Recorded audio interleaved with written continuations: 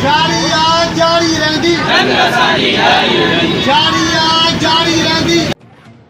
नाज़रीन, तलहार मां रिपोर्टर मोहम्मद हनीफ़ मल्लाह जी रिपोर्ट मूजिब तलहार civil society पारां रोडन जे नाकारा हालत खिलाफ़ एहतजाजी मुज़ाहरो। तलहार टंडे मोहम्मद खान खां बदीन ताईं डबल रोड न हुजण, तलहार खां डंदो रोड जे ख़राब हालत में सैफल मोरी जी ज़बून हाल हुजण खिलाफ़ सिविल सोसाइटी तलहार पारां फारूक आज़म चौक खां प्रेस क्लब तलहार ताईं एहतजाजी रैली कढी हथन में प्ले कार्ड बैनर खणी सख़्त नारेबाज़ी कई वई। मुज़ाहरे में सियासी समाजी कारकुन वापारी शागिर्द ऐं ॿियनि माण्हुनि वॾे अंग में शिरकत कई।